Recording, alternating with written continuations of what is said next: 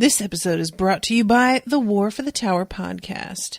Jeff says, "We tell you all the time that you should listen to War for the Tower, so do it already. Check it out. We got a princess with a hairpin that turns into a sword. We got a flying drow elf lady with freaky mind powers. We've got a friendly maintenance robot, many other functions.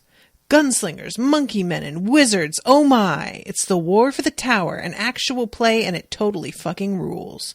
Check them out at warforthetower.com or search War for the Tower on your podcatcher." This is an Unspoiled Network podcast. This is Unspoiled, covering Doctor Who, Season 7, Episode 1, according to Amazon. Sorry. In this episode, the Doctor is kidnapped by the Daleks, who are like, "Hey, can you do us a solid, even though we hate you and also murder lots of people all the time? It would be great if you could help us out."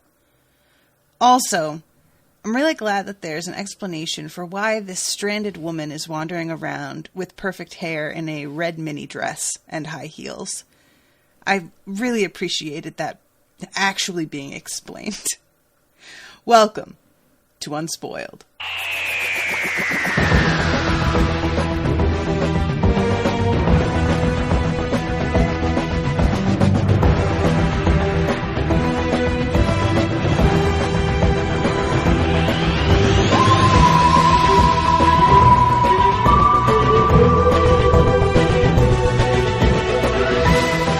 Welcome to the show, everyone. I am Natasha. I'm Jamie. So, yeah, I was just like, I could not get over that all episode. I was just like, but why is she dressed like this? Come on. And Was she wearing high heels? Yes. I thought she was wearing, like, those sneakers that are, like, platform sneakers. Let me go and check again, but I could have sworn that I saw heels. Maybe I was wrong and it was just the mini dress that got me. And don't get me wrong, she looks great, but it's just one of those, like... Right. Come on, you know? Do you know who she is? She looked super familiar. She looked to me, I may be wrong, like the chick from She's All... Not She's All... Is it She's All That? Yeah, no, it's not her. That's Rachel Lee Cook. Okay. But she looks like her to me. This is Jenna Coleman. She was Richard Madden's girlfriend. Who's Richard Madden? Rob Stark. Oh, okay. Nope, you're right. She's in sneaks. Okay. But they're high-heeled sneakers. They're those platform sneakers. They're not... I mean, they are platform... They're wedge. They're wedge sneakers. That's what I mean. So, yeah, wedge she's sneakers, still... yeah. It is heels, but we were both correct, pretty much. She played Victoria on there was a Victoria miniseries that was on, like, Masterpiece PBS and aired in the UK. Okay. So she played Queen Victoria. She's really great. I like Jenna Coleman. She's so cute. So pretty. Yeah. Ugh. It just breaks my heart to look at her face and her little nose. I think that's what made me think of the girl from She Saw That, because they have a very similar, like, really cute nose. You know, I've never seen that movie. I don't think I have either. I just remember thinking that the girl was gorgeous in the trailers and being like, oh, yeah, she's such a nerd. How could she ever be beautiful? Definitely, guys. Oh, she's wearing overalls and glasses. She's such a dog. She's got a ponytail. A ponytail! But yeah, so this episode was just a wild one because we get to see Rory and Amy again, and they aren't doing so hot. And right before we started recording this, Jamie sent me a compilation of little, like, vignettes of their life together that were apparently aired between seasons. Like, between the Christmas special and this episode. Okay. And it's very, like, funny at times, but then it has a really sad ending, and I was like, no, I don't like it. I don't like it. And I thought that it was resolved fairly well. It seems resolved. I could be wrong about that. The Amy and Rory situation? Yes. Yeah, I think it's resolved. But it was the kind of thing that I was like, you guys should really have had this conversation before you signed divorce papers. I feel like you're getting to the heart of the matter, which is something that y'all should have already done and talked about. Yeah, it's a classic situation of, like, I'm withholding how I feel or what I think you're thinking. Mm-hmm. And so I'm going to act as if this is what you're thinking, even though you've never said this out loud. Yeah. It's just a TV trope, I think. Like, real people don't do that. Real people don't assume, like, now that I can't have children, you're not going to want to be with me, so I'm going to push you away before you can push me away. Right. You'd have that conversation. One would hope. Yeah. It was just, when they finally started talking about it and I realized, like, what was going on, I was like, okay. I mean, I'm not mad about it because I understand that, like, for something like this, you want there to be something that is sort of easily resolvable on screen, but feels like it was big enough a problem to justify them thinking they were going to divorce. And that's a tough thing to really do, you know? So you have to have them not be very good at communicating in order for this to ever work. Also, I don't understand why it was necessary at all. Mm-hmm. Like, why do we need to have this subplot of them being apart just so we can have them, like, have a great kiss at the end? I think because they killed Rory too many times and that well was dry. So they had to figure out another way to break their hearts. But why? Because that's what this show likes to do, is make it seem like all is lost between people that love each other and then bring them back together. No, that's what this show likes to do to Rory and Amy. Okay. And I don't understand why. Like, at this point in their relationship, and the number of times they've been separated for whatever reasons, there's no reason to keep doing it. Like, why can't we just have them be established, like, yeah, we love each other. We've been through the shit together. Mm-hmm. And we're stronger because of it. We're a much stronger unit. And there's no, like, you know, he's sort of following her around like some kind of lost puppy. They're on equal footing because they've both been through it together. Right. It just felt... I didn't remember going into this episode that that's how it started out with Amy and Rory, and I was like, what the fuck is this? And maybe I blocked it out on purpose because I remembered all the stuff with Oswin. But I didn't remember the Rory and Amy being separated thing, and maybe that's why I think at the time felt like unsatisfied or dissatisfied with the direction of the show. It's because it started out with that where I was like, what are they doing? Why are they doing this? Yeah. I just sort of take it for granted with shows like this. And when I say like this, I mean like really serialized, long-running shows that they are going to do this sort of thing. It's like... the first time that I remember being genuinely like, oh my God, are we really doing this? Was way back before I started doing the podcast, and I was watching Once Upon a Time. And Snow White and Charming are absolutely constantly torn asunder. And the whole thing is just, we'll find each other again. And it just gets so boring. It just gets so tedious. And I remember just being like, guys, really, we know that they're going to find each other. We know that, like, there's no stakes after a point because I know that this is going to be okay because you keep doing it. And I will say, like, as much as I tend to hate that sort of thing, I think that these two, their acting is good enough that it still made me feel a thing, even if it wasn't really, like, I didn't buy that there was real danger.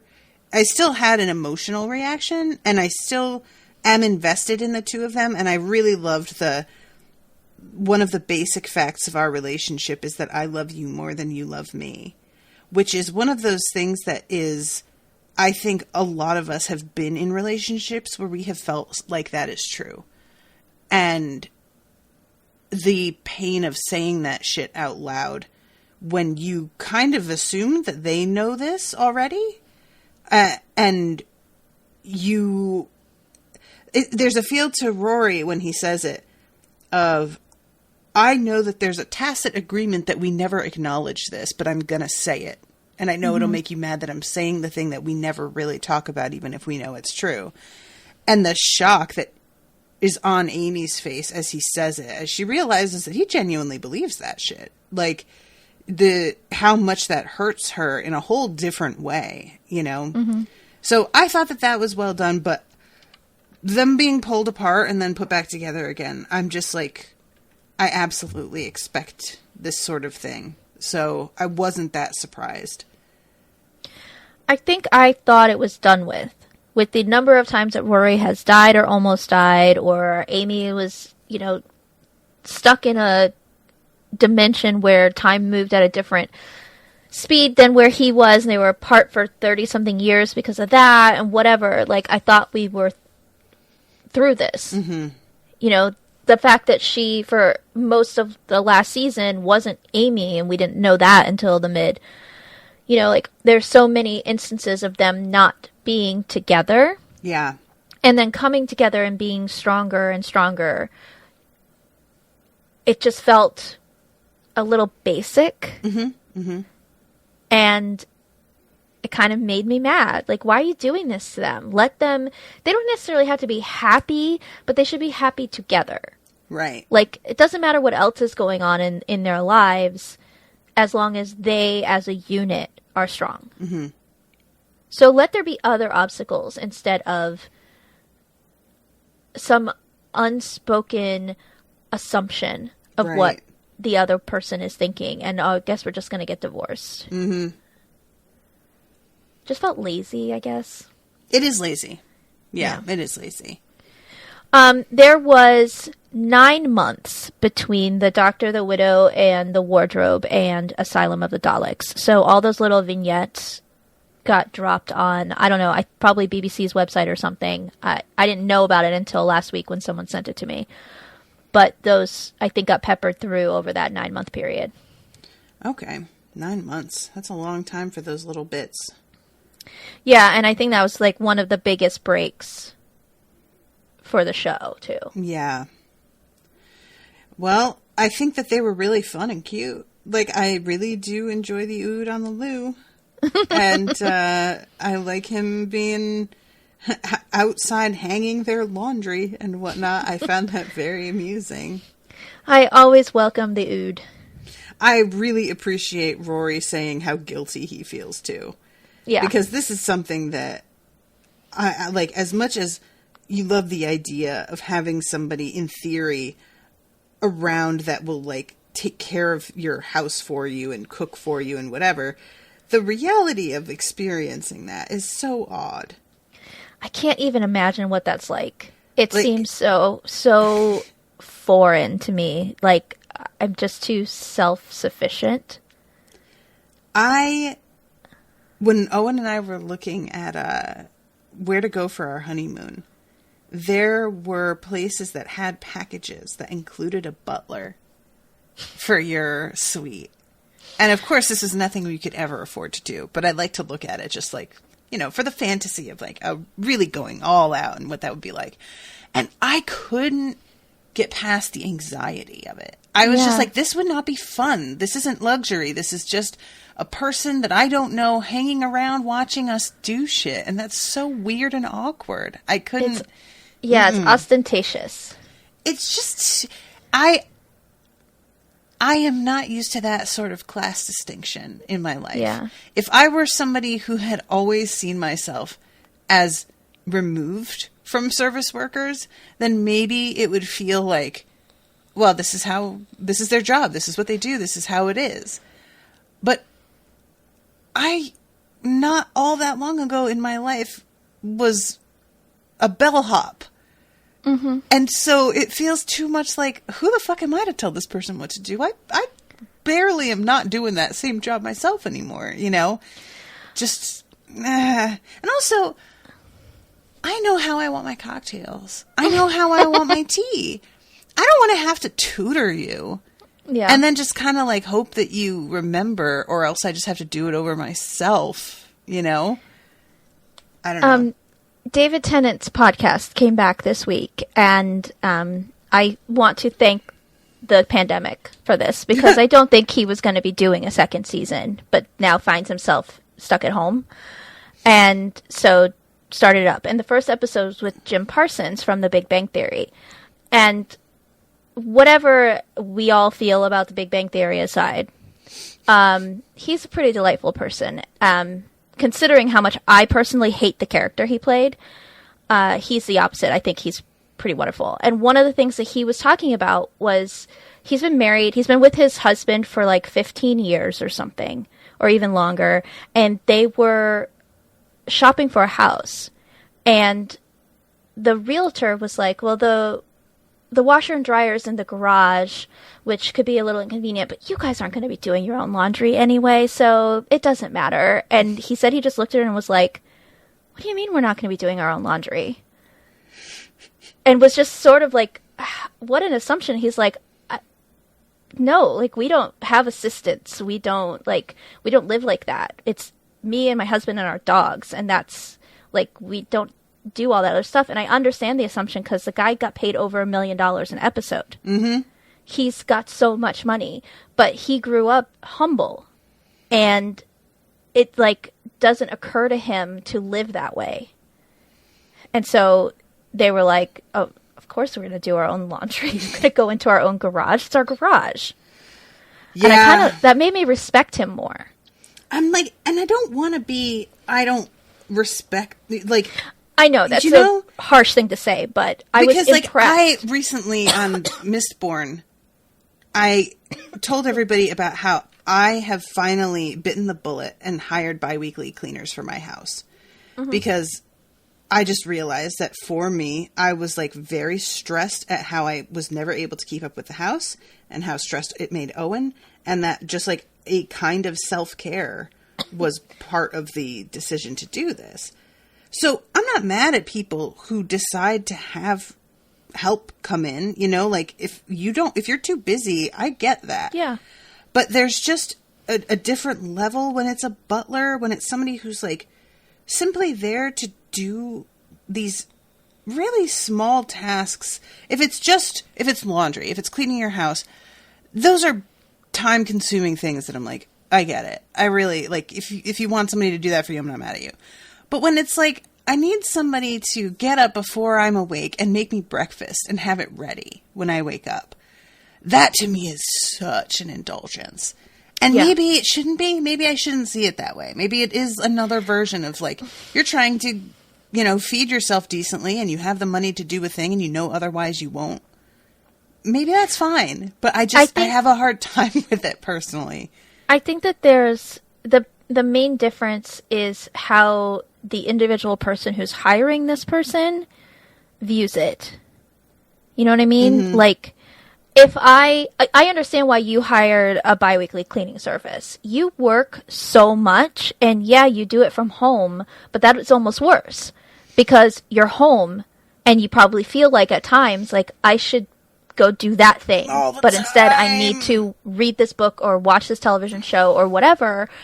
And so it's just a completely different situation for you. And it makes sense because you literally are not giving yourself time to do that. Or if you do have time, you're tired because you work all the time. So that's different. A really rich person who, like, for example, I was listening to some podcast, it's like a pop culture podcast, and they were talking about this ad that was in some like Hollywood hiring employment website where somebody was looking for an assistant. But the qualifications they needed for this assistant and the things that they expected this person to do included making the person coffee and waking them up with the smell of coffee coming into their bedroom every morning. This is what I mean. Like, granted, is that like an awesome thing? Yes. Do I understand wanting that in your life? Sure, of course. But goddamn. Right. It just feels like Like, how do you get to be that person where you're like, I need to wake up with a cup of coffee underneath my nose. I just can't, like... Otherwise, I won't wake up happy. How do you become that person? That's when you're taking advantage of another human being by making them do menial things for you that you could do yourself. The thing is, I'm not even sure I agree with that. I don't know that you're taking advantage. If you're paying the person decently, maybe this is great for them. They're like, oh, it didn't you're paying sound me like this $15 person. an hour, and I'm making. And when I say decently, and I say $15 an hour, I know many people would not consider that decently. It might have been as low as $15 an hour for the laundry list of things that they expected this person to do, and also this person was really not allowed to have a life of their own. Right. And so what they're looking for is a Downton Abbey situation, where a person is basically a live-in servant who gives up on any concept of marriage because this is their life. Yes. But yeah, it's just, I don't know. I part of me is like, there always have to be service workers in the world. Like, if we are going to just cop to the fact that inequality will exist forever, which probably it will, there are always going to be service workers and then the people they are serving. And maybe employing those people on an individual basis rather than having them go in and grind like for a company, maybe that's better. I don't know. But I just and part of the reason that I like talked about on the Mistborn thing with the hiring the cleaners is because I do know that there is a stigma to hiring people to help you like that, because there is an assumption that it is such an indulgence, and it kind of is. Like, you know, I mean, I'm really lucky that I'm in a position where I cut 2 or 3 things here and I'm going to be able to afford to do that. But it also is something that I think a lot of us have this like false idea of independence, that we don't want to ever depend on anyone else. And that's just not how life works. You always depend on people. That's kind of the point of the way things have gone with the virus, is we're realizing how interdependent everybody is on the rest of society for the economy to function. Mm-hmm. So telling ourselves like we can do everything on our own is a lie. We really can't. Something will always suffer if we don't accept help. I don't know. It's just and you know, we're talking about this, and this isn't even in this episode. We're talking about a fucking short, so I don't know why we're doing this. I'm sorry, everybody. We're 20 minutes in, and we haven't even talked about this episode yet. Sorry, Ood. Apologies. All right, so I mean, the Daleks do basically, quote unquote, hire the Doctor to clean up their mess. Oh, I guess so. They're afraid to go in there, as it turns out. Yeah. They're afraid of their people. There's a bit of a message there as well, with just like mental health care. Yeah, we didn't want to destroy such divine hate, but we definitely don't want to fuck with them. So, like, if you could do it, that'd be awesome. Oh my god. I am loving this, like, hate-love thing that Amy has written on her hands as she's doing the shoot. It's so played. Mm-hmm. It's so amazing. I love it so much. And it makes such sense that she's a model now, because she's what, like 11 feet tall? Somewhere around there? Yeah. I mean, this makes a lot of sense to me that this would happen. That's one of those like things that when I found out it was such a factor in becoming a model, I was so baffled by it, that you have to be really tall. I was like, why?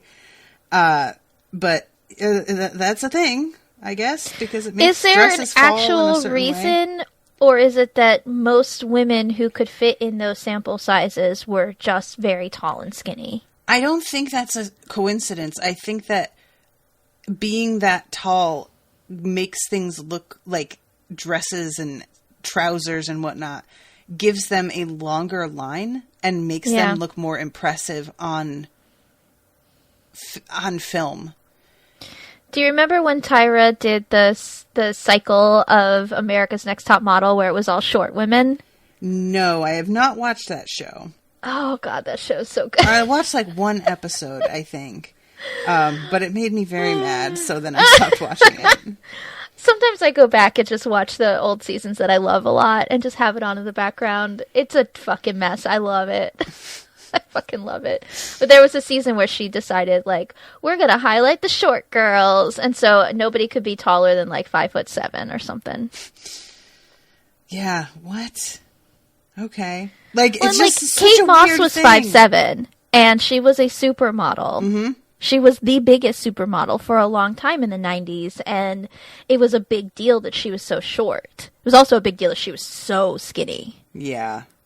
But it didn't stop her. So Kate really, Moss it's just ruined my about finding the right person, and they're just counting out a lot of girls. I just think about how the modeling industry works and how, like, the really arbitrary requirements we have for so many things, and it just bends my brain. Mm-hmm. When did we all agree that this was fine? What? And there's on Desperate Housewives, which I watched for the first, like, few seasons. Eva Longoria's character is supposed to be an ex-supermodel, and she's like 5'1". Yeah, she's And like it was 5'2". just like, there is no way, kids. But, you know, you just had to go with it. I mean, she's so beautiful. She's stunning. It's ridiculous. Yeah. But, yeah. She could have been a print model, like a makeup model.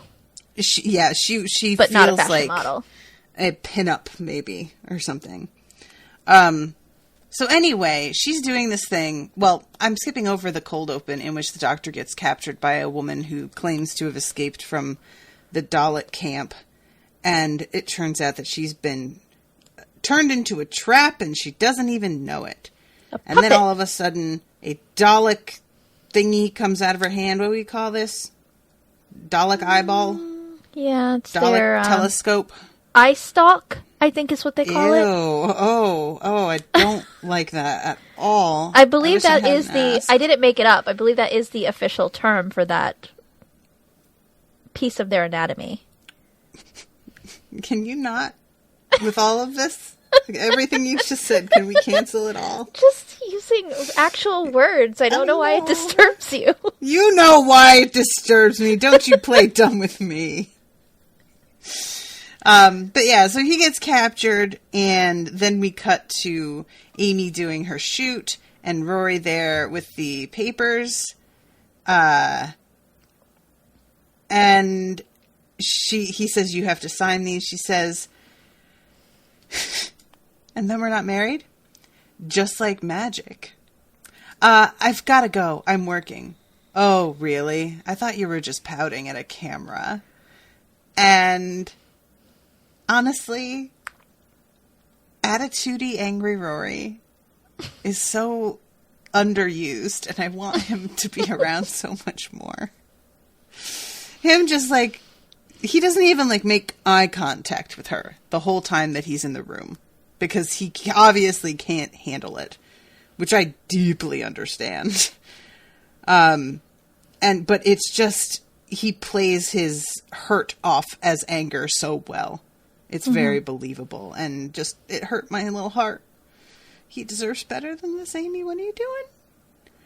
And he stalks out. She kind of tries to stop him and say, Rory!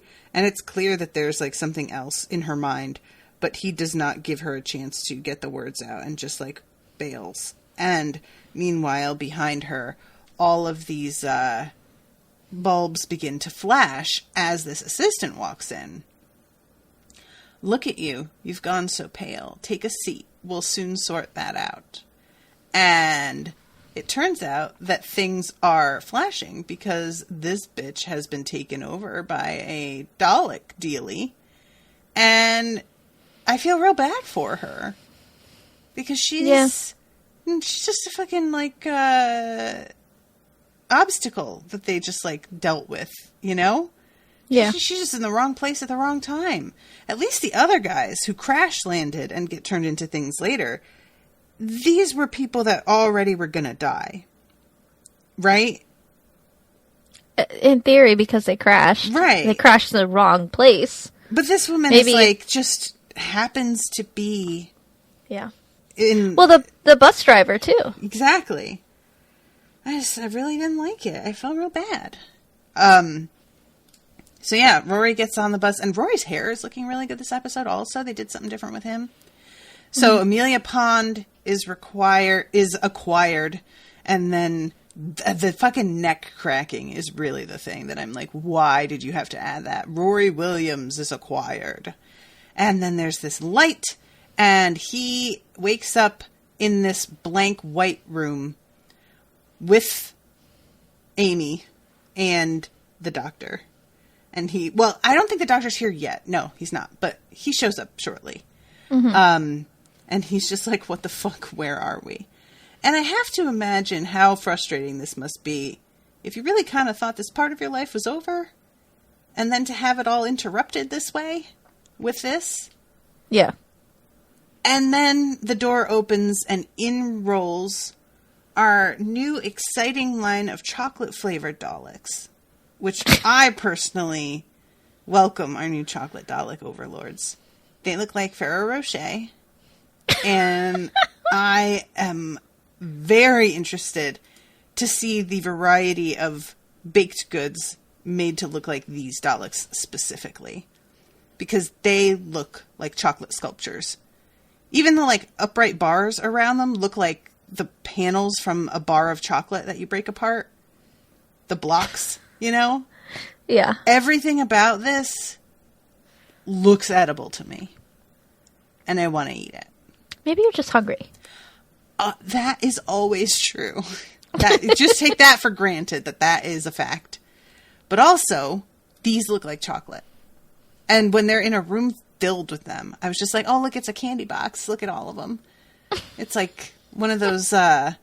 Christmas special boxes of Ferrero Rochers where there's just layers and layers of them.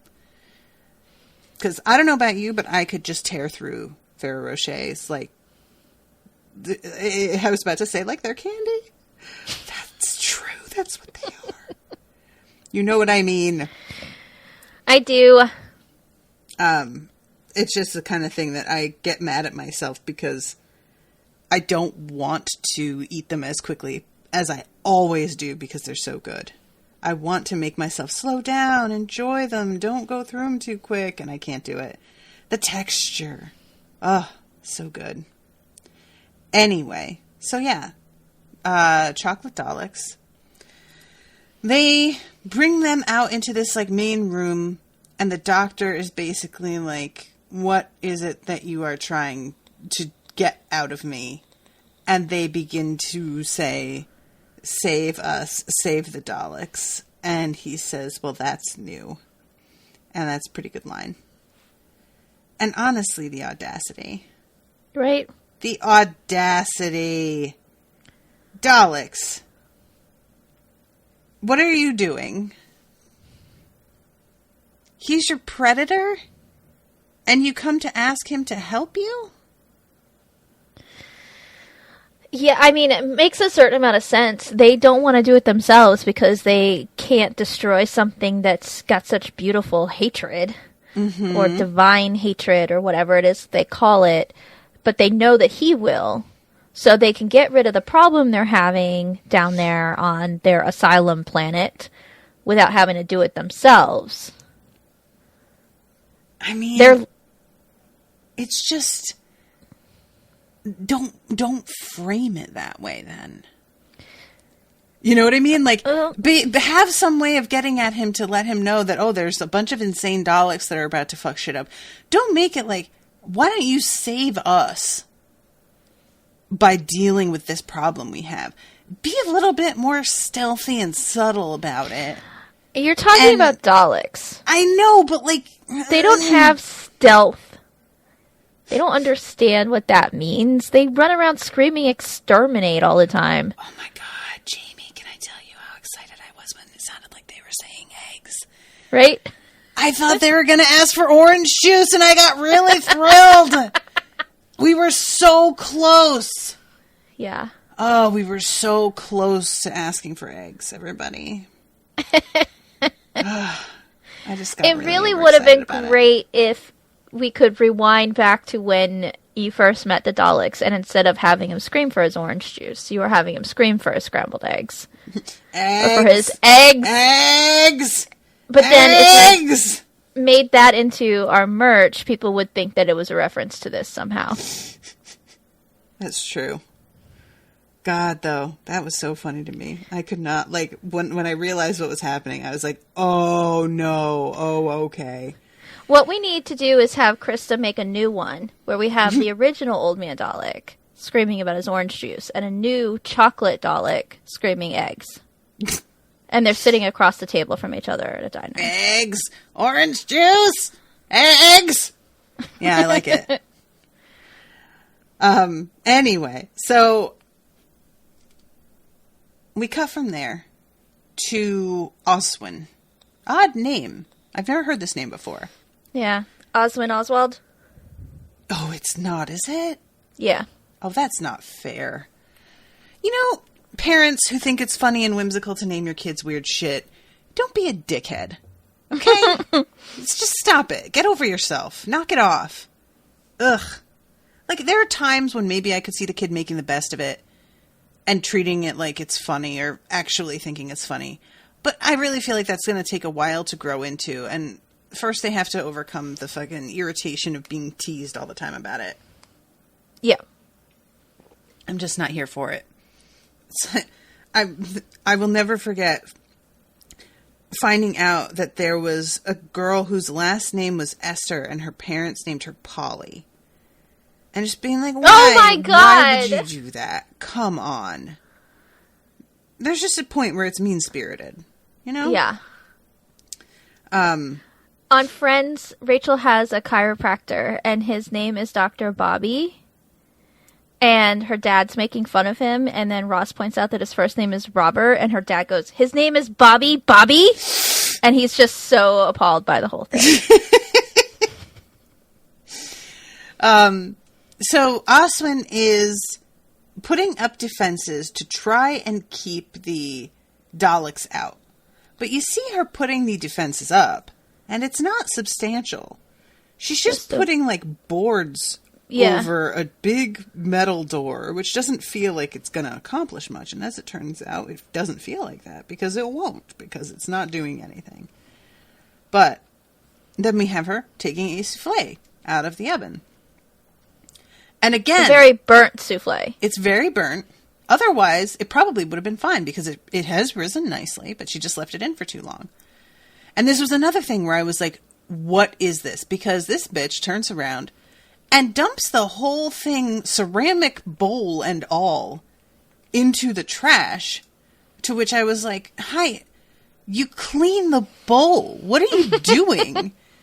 Especially later when we find out that she's, like, stuck here.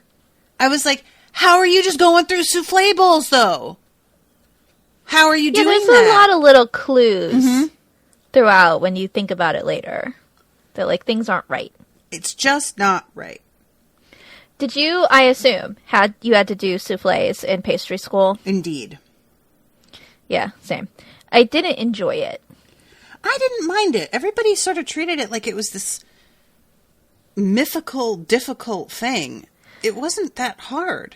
I didn't find it to be particularly hard. It was just getting the balance right where your souffle is a souffle and not scrambled eggs. I don't know. It just didn't... It didn't come as easily to me as some of the other stuff, and I've never really been... And they were delicious. Like, souffles are actually so good. Mm-hmm.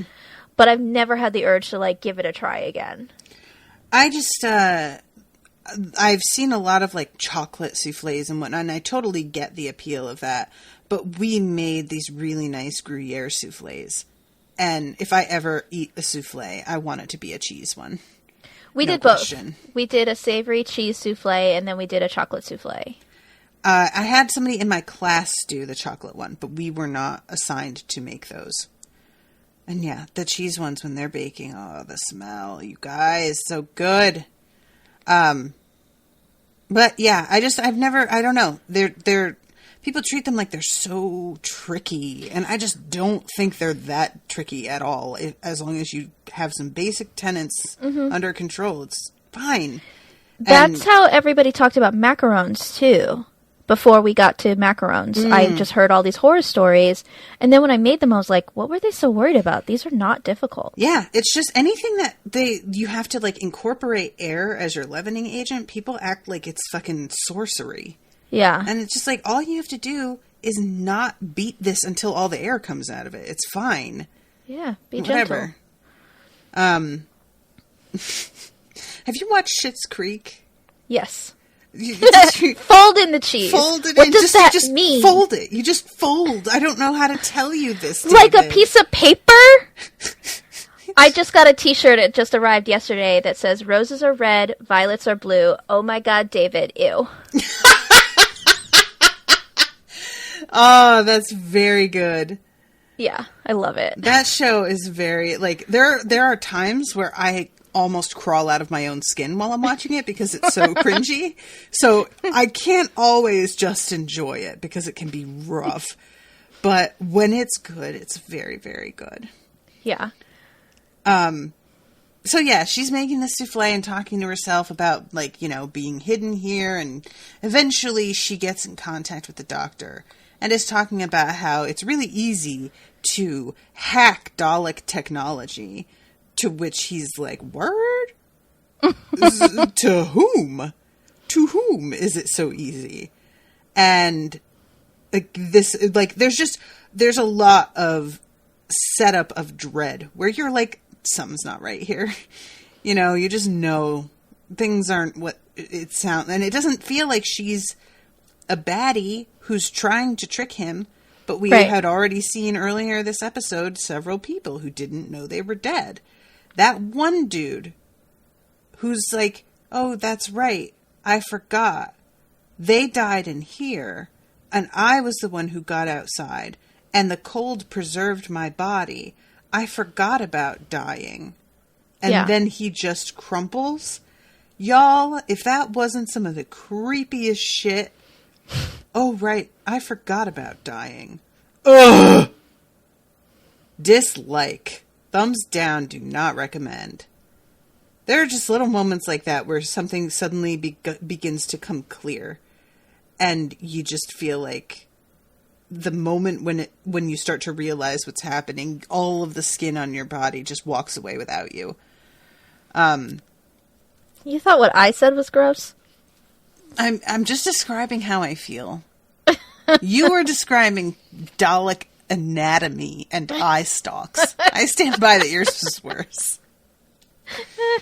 Oh God, yeah. I've been covering the Young Wizard series for Spoil Me. I don't know how many of you out there have read the Young Wizard series, but if you like Doctor Who, let me recommend that to you, because there is a book in which Doctor Who apparently is the person being described who shows up for a second, which I did not catch because he's an old Who. But, these books are so profound for children's literature and deeply moving. Like, I've cried several times now covering this series. And recently there was a moment where a character is talking to someone and getting advice, and you slowly begin to realize that she is talking to someone other than who it looks like she's talking to. And all of the hair on my arm stood up as I began, like, just this, like, freaked out, like, you know, oh God, this isn't what it looks like. And it's such a unnerving feeling. And I just really liked that moment of this dude also being as puzzled as them initially. You know, they go down there and he's just like, this can't have happened. I also was thinking, of course, it's a time thing, right? He thinks they only crashed a couple days ago, and it's in fact been much longer than that. That's what I assumed was going on. But right, because he says a couple days, but Oswin says a year. Mm-hmm. And so I was just kind of like, all right, well, obviously there's some timey-wimey shit going on.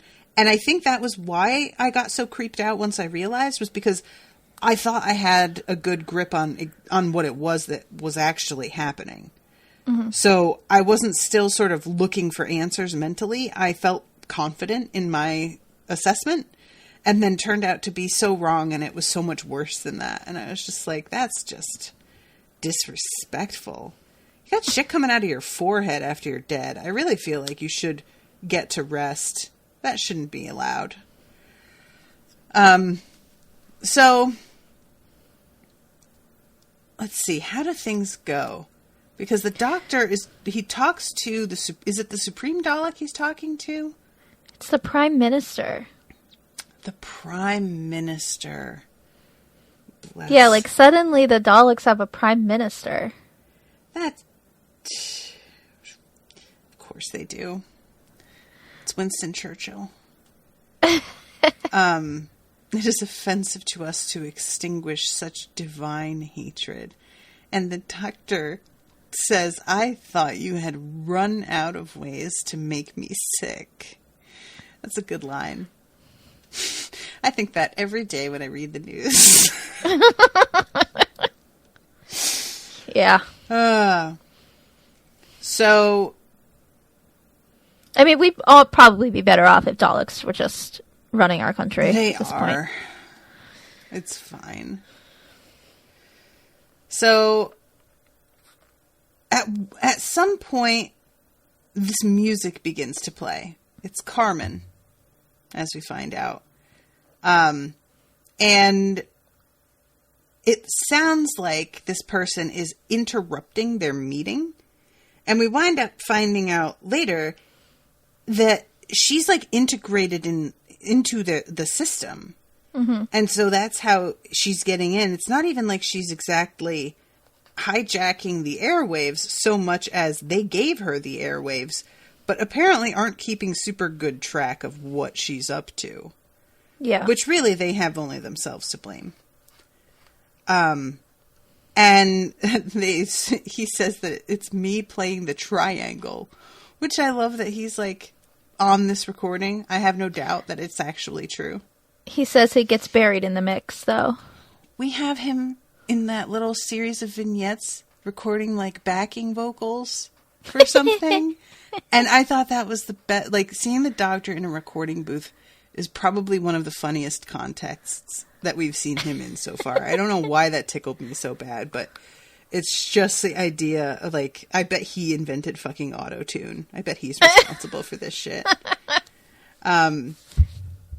So he calls out, and this is when it appears she gets her first surge of hope that she's going to be saved, and begins talking to him. And it's all just very suspect. It's also, I tried to figure out upon the second watch this week if what he's hearing is a Dalek voice or not. But Rory too. And then when she's talking to Rory, we hear what he's hearing. So it seems. Mm-hmm. And it's her voice. All to, keep up the ruse that she's this girl trapped in this asylum. Right. But I really do wonder if the entire time what they're hearing is a Dalek voice. It has to be. Yeah, it was a little bit confusing at the end, I will say, when it bounces between her inside the thing and her outside. Because it's almost like when she's transmitting on the other frequencies or the airwaves or whatever you want to call it, she manages to convey her actual voice, but it's not until they are in front of the Dalek that she's actually trapped in that she sounds the way that she sounds. Right. Because the doctor does seem genuinely surprised when he opens that door and his face sort of falls because he realizes she didn't survive this. Mm-hmm. So it has to be something like that, but I wish that there was a better explanation. Yeah, I think I'm just going to assume that it's like on the radio, she sounds like herself, and it's not until you're in the room with the machine she's hooked up to that she sounds like a Dalek. Okay, but I'll allow it. We all have to van wank our things. So they get dropped on that planet, and this dude comes up to Amy all like, "Who are you? What's going on?" And later we find out that this dude is in fact dead, and has lured them down here. I'm not even certain why, because I guess he's part of the security system. Is that what the doctor says later? You would be able to answer that better than I can offhand because you've got the subtitles. Okay. Because I feel like that's what he said. Because I was a little bit puzzled at like the fact that the Daleks send them down here to deal with this, but then they're immediately faced with with not just opposition, but it's like this. And so I think that this is part of the security system. I was just like, because this feels like the Daleks have built stuff in to stop them from doing exactly what they sent them here to do. So I was puzzled by it. But I guess that it's like the security system that they, for some reason, can't disable from wherever they are.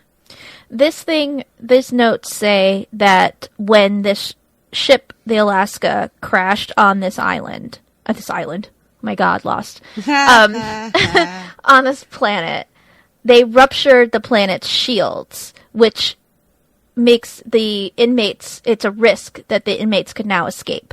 But the shield still is enough that they can't destroy it from space. Okay. So they're sending the doctor and his companions down there to deactivate the shield so that the planet can be cleansed. Got you. Okay. So the Daleks on this island... my God. It's just like ingrained in my brain. It's a part of my vernacular now.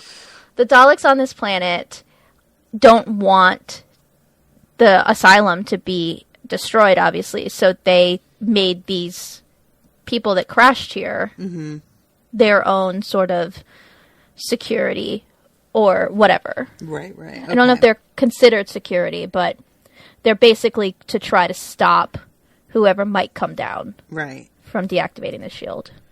Okay. So I'm trying to think where we go next because they get separated. Rory winds up down in amongst the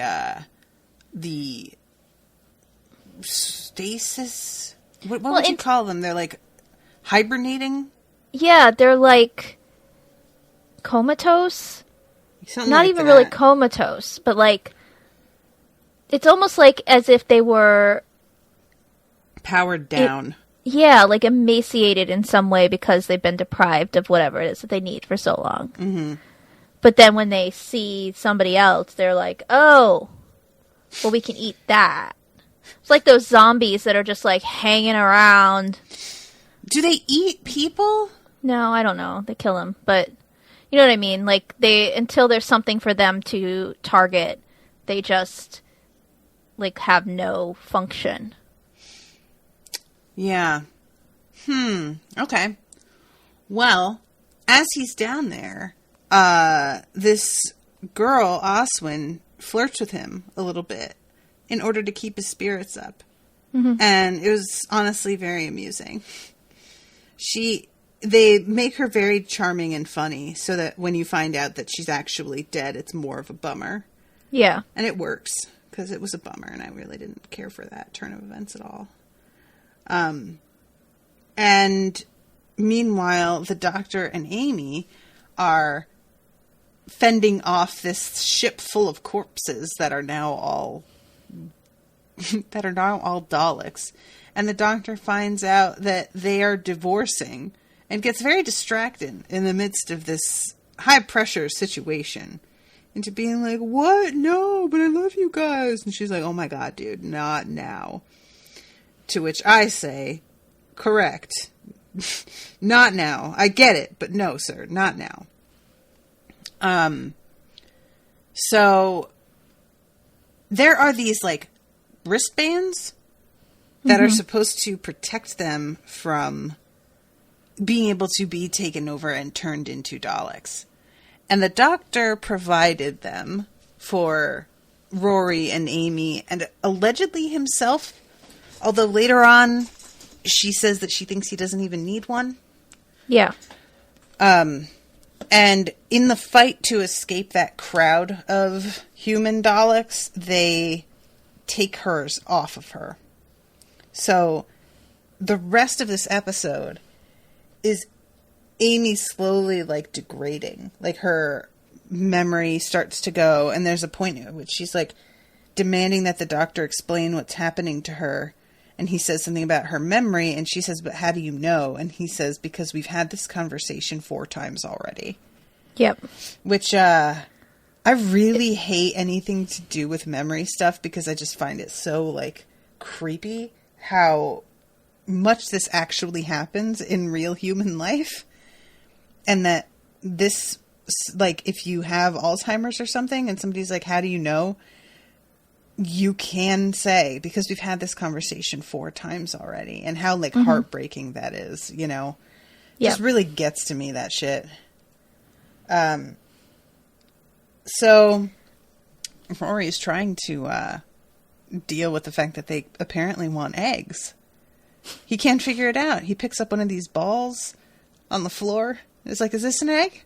Is this what you want?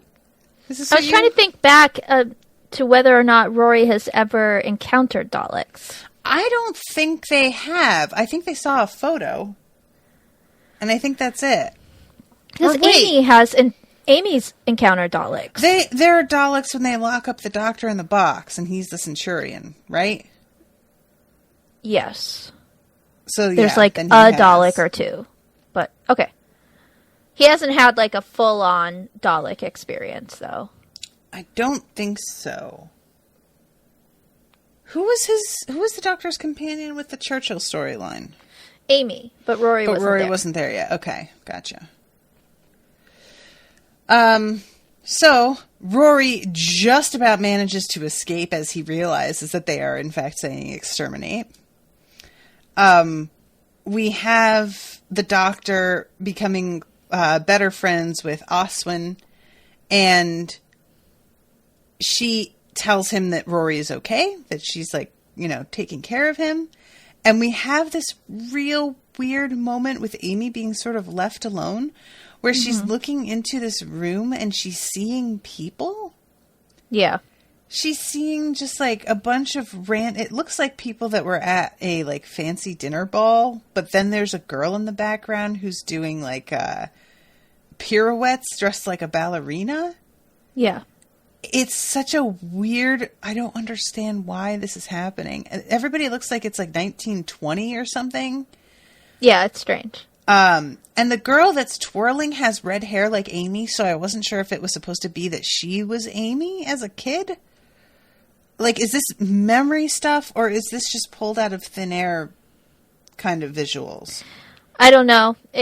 All the Doctor says is, like, that this is their perception is being affected, right? Whatever. Like, she's hallucinating it. She's like, no, they're just people, Mm-hmm. So I don't know if it's like the hallucinating is a side effect so that she feels at ease, and then these little nanogenes can take over better. Right. She's not going to fight it as creepy. much. I love her acting too. When she's like, don't worry, they're just people. She really acts stoned in this very believable way. So yeah, he tells her to look again. No, they're not. And she looks again and is suddenly like, oh my God. And they just barely manage to, like, leg it out of there. I like that there is a Doctor, or a Dalek, that's sort of spinning around like it's doing a little pirouette. It's almost like, does that Dalek think that it's a little girl? Is she seeing what they think they are, and that's why they are put in here? That's kind of what I was thinking. Okay. Was that these are the people that they used to be before they were turned into Daleks. Mm-hmm. Okay. That's kind of interesting. So there's, like, an explosion. I don't remember what leads to this. But Amy gets sort of knocked out, and they decide to low-key, like, let her stay knocked out a little bit because she's going to be super dangerous pretty soon. Yeah. There's a Dalek that comes after them, and the Doctor does something that makes the self-destruct mechanism. That's what it is, right? Because it's like, oh yeah, you're the doctor, we must exterminate you. And he's like, oh yeah, and how are you going to do that? And it immediately it's like, oh, okay, I'll definitely self-destruct. And I was like, man, you really need to have a better sense of self-preservation, sir. He talked you into that way too easily. And then the doctor, like, pushes the Dalek, and it explodes with a bunch of other Daleks. Right. It's like they really just wanted to have Matt Smith carrying an unconscious Karen Gillan behind a plume of fire. It is a pretty sick shot. I will grant them that. It's that men walking away from explosions thing. But with a supermodel in their arms. Yeah. Which, I mean, fine. I'm not mad at you. But also, like, get some imagination, maybe? Do something a little bit more exciting? But, yeah, so she's beginning to, like, she slaps the doctor in the face at one point, and Oswin is like, see, she's getting more angry because she's turning into a Dalek, and everybody else is just kind of like, I mean, maybe, but I don't think that's what that was. And well, Amy also says, like, you've obviously never been to Scotland. Yeah, I really like getting the doctor slapped in the face. So, you know, I was here for that whole thing. Let's not overlook the fact that Oswin makes fun of the doctor's chin quite a bit. I forgot about that. You put someone's eye out. She also makes fun of Rory's nose. Does she? She calls him Beaky at one point. And I just have to say, the writers of this show, I know you're listening. Stop this. There's nothing wrong with Rory's face, so stop it. Matt Smith has a funny face. As some people would say, he looks like a foot. He looks so much like a foot. Rory does not. No. So, enough of this. He's a very attractive man, and his nose is fine. I was talking, where Sean and I covered Red Dwarf episodes 2 and 3 from season 1 last week, and we were talking about British comedy and how different it is from American comedy, in that in British comedy, at any given point, anybody can be the one being called ugly or stupid or just being in general bagged on. While in American comedy, we sort of assign one person to be the one that's like constantly made the butt of jokes and let them be the one to carry all of that. And it's weird because like the show makes fun of Matt Smith as well. So I can't even say they make fun of Rory, but he's also very much up for grabs. So I guess it's sort of an equal opportunity thing. I don't see them making... I mean, I guess this is... I shouldn't complain about it, but I don't see them making fun of the women and their attributes. Maybe it's because practically all of the women that they cast are stunningly beautiful. True. I mean, most of the time. But they also didn't make fun of David Tennant's looks. Not except when Catherine Tate made faces at the mere idea of them being romantically involved, which was priceless. Her reaction of him, no, is just so good. Eccleston did make fun of, like, his doctor made fun of himself because of his ears. True, yeah. Which I feel like might have been a more of an Eccleston ad-libby kind of thing than anything else. But that also makes me think that there's a lot of these kinds of jokes since Stephen Moffat took over. There weren't as many jabs at their physical attributes on a whole before. Gotcha. Yeah, I mean, that makes sense. So the doctor leaves Rory alone with Amy while he goes and tries to find Oswin. And this is when he says that he's going to give her the bracelet thingy, the wristband, because in order to turn her into a Dalek, you have to subtract love. And he believes that it will be harder for them to subtract love from him than from her, because the basic fact of their relationship is that I love you more than you love me. Which today is good news because it just might save both of our lives. And she says, how can you say that? And he sits up like, he looks really mad and says, 2,000 years waiting for you outside a box, saying it because it's true. And since you know it's true, give me your arm. And he reaches out for it, and she decks him across the face and says, don't you dare say that to me. Don't you ever dare. And he says, what the fuck? You kicked me out. What the fuck? And this is when she says, you've always wanted kids ever since you were a kid, and I can't have kids. I wasn't kicking you out. I was giving you up. And if you knew how hard it was to give you up, you would never fucking say this to me. And she was very good, and it was very moving, even though I was angry throughout this whole thing. Don't you dare talk to me about waiting outside a box, because that is nothing compared to giving you up.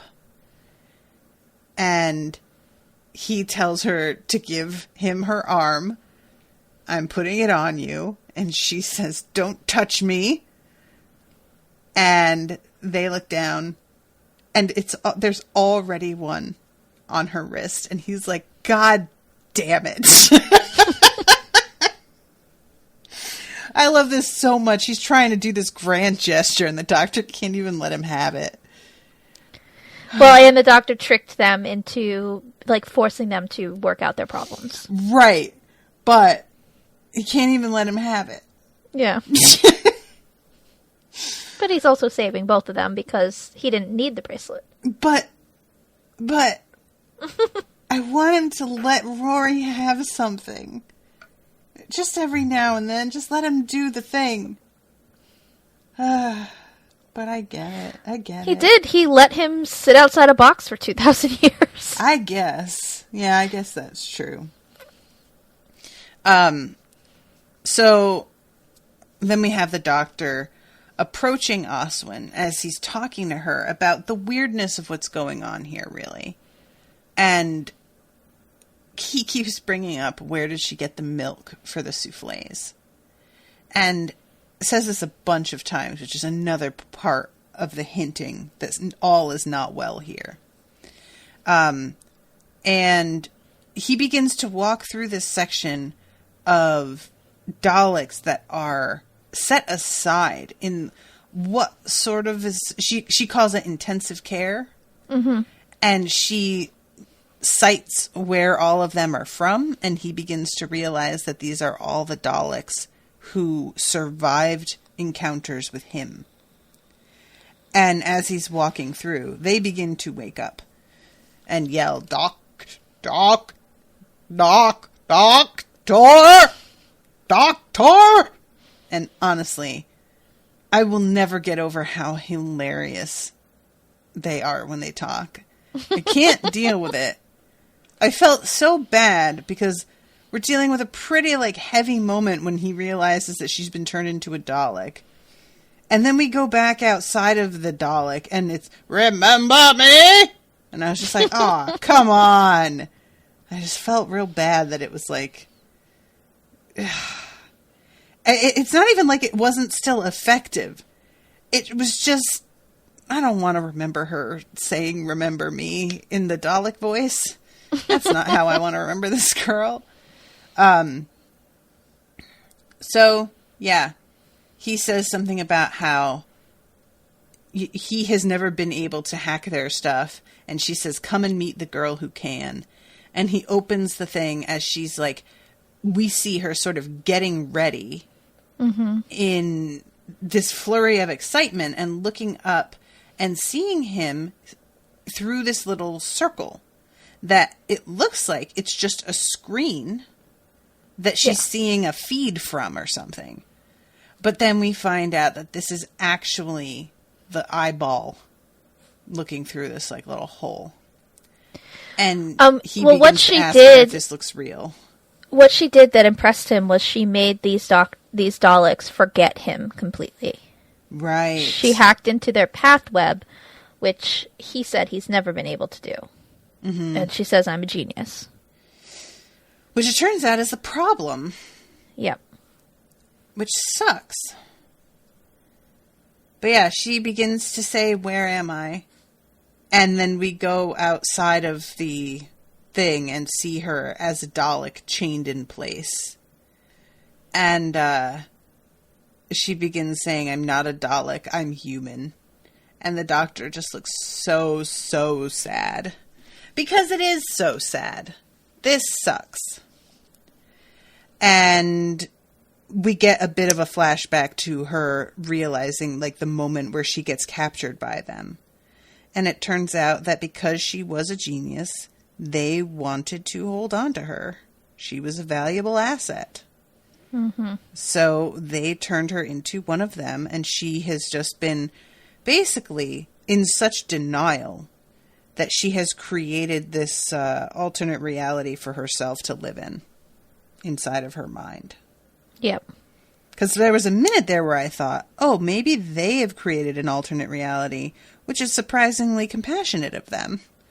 So that she doesn't know where she is and it's not so hard for her. But no, this is all like a construct inside her own mind. This is an I am the cheese situation. So, yeah, this is a bummer. I really didn't like this. I felt bad for her. And the Daleks suck. I just really want the Daleks to all just be gone. And she tells the doctor to remember her. And he winds up... I'm trying to think because, like... She tells him to run. Because she is going to bring the shield down. And allow the Daleks to begin their attack. So they need to get the hell out of here before they get blown up, essentially. Yes. And the doctor manages to get into like this little escape pod just in time to see Rory and Amy making out for like 20 minutes. And is just, come on, guys, can we speed it up? And the two of them are not available. They are very, very engaged with one another. Mm-hmm. She's already signed the papers. I guess just burn them. Nobody needs to know. If he hasn't signed them yet, then they're not even legal, so. Okay, that's good. So the doctor then appears back on the main Dalek ship and says, you guys should really have seen this coming. Well, what they were on was a teleport. Right. And he teleported them directly into the TARDIS. Okay, which is on the Dalek ship. And he comes out all like, oh, I bet you didn't expect to see me again. And they're like, expect to see you? Who the fuck are you? And he's like, well, I'm the doctor. What? And they're like, Doctor Who? And I was like, oh, show. Here you go again. And then they begin to yell Doctor Who. And more of them yell Doctor Who. Until they're pretty much all yelling Doctor Who. And for some reason, the fact that they can't remember who he is means that they can escape. Which doesn't make a whole lot of sense to me. Well, they're not... Because she erased him from their memory, they stop being focused on him and constantly trying to take out the last Time Lord. But they would take out a stranger in their midst who just popped up on their ship anyway. Well, I just don't buy that. You know what I mean? Yeah. Like, the Daleks are just murderous bastards. It doesn't matter if they remember him specifically. They're still going to try and kill him. They don't care. They'll kill anybody. It's fine. As long as they're not Dalek, they're on the menu. At least that was my understanding. Well, they leave pretty quickly before they really... I think the element of surprise worked in his favor. Because they were so confused. Because he's sitting there leaning against a thing, fucking posturing for a good 3 or 4 minutes before he realizes that they don't remember who he is.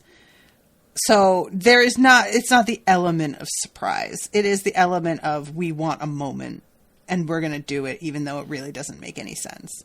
Okay. And it just, like, they just chill there for too long.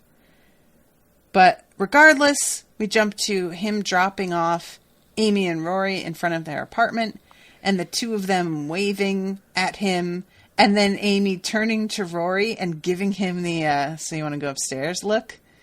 And then he goes inside, or she goes inside. He does a little, like, fucking fist pump outside, and she says, I can see you. And he just goes, okay. And he turns around and follows her in real quick, and it's very funny to me. I like that moment a lot. I can see you. Okay. And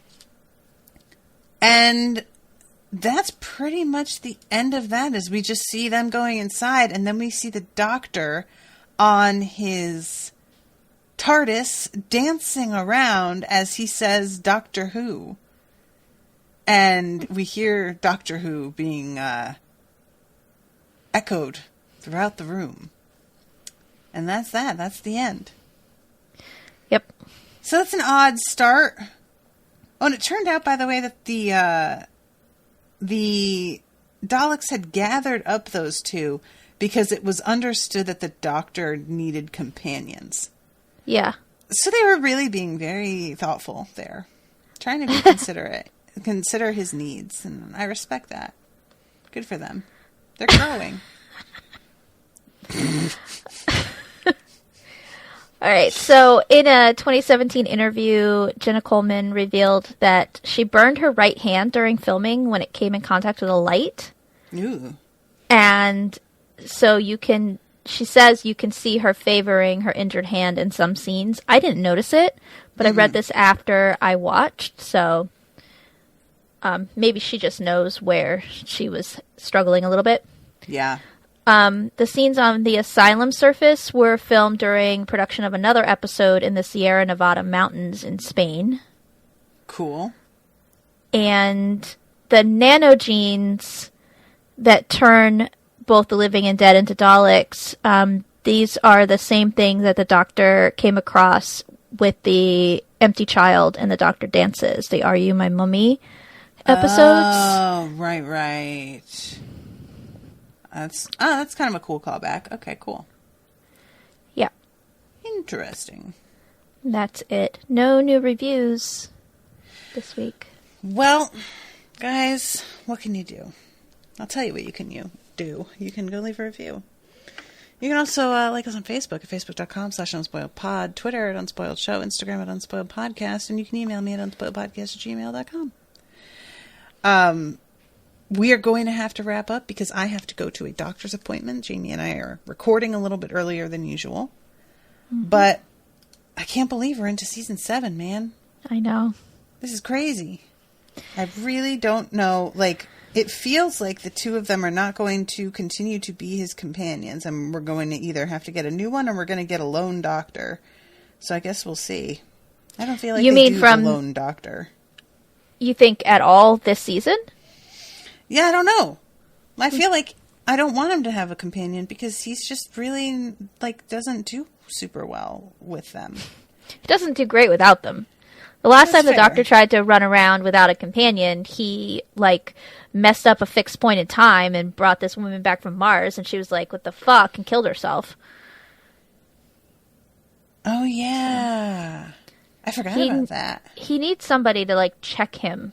God, why is he even allowed? He's not good at this, really. Like, you know? Well, I feel sorry for whomever his companion will be. How about that? I'll put it that way. I'm concerned for them. If this is the end of Rory and Amy, would you be disappointed that it's just like, and then they go and live their lives and there's no, like, real wrap-up? No, I feel like that is a wrap-up. Okay. You know, we saw her getting her career. We saw him realizing that she does love him as much as he loves her, and that's something that clearly he's been sort of struggling with. So that feels like a good rep to me. Okay. But, you know, I'm not averse to more of them. But as we've discussed, I don't really need for them to be breaking up and getting back together or dying and then being brought back to life anymore. We don't need that.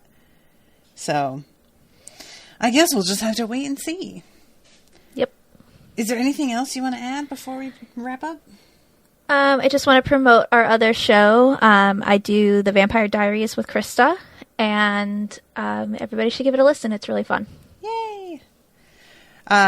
And guys, we were delayed on starting Song of Ice and Fire because Rashawn and I had to reschedule recording due to me traveling for a funeral for Owen's grandmother who passed away last week. So I'm sorry that we haven't gotten started, but we will soon, and I will keep you all posted. Oh, yeah, there was a question about that, like, yesterday on Facebook, so... Yeah. I'll let people know that you're going to be recording this week? No, next week. Likely. Next week? Yeah. Okay. So, because I had to move back a bunch of stuff that I had to skip while I was traveling, so I'm still working on catching up and can't get started on a new thing until I've caught up on the other stuff. Right. So, yeah. But yeah, it's coming, I promise. It's just been delayed a little bit. I think that's everything. All right. Well, thank you guys so much for listening. We appreciate you. Hope that you are enjoying the coverage. And we will see you next week with a new episode. Until then, toodaloo, motherfuckers. Bye.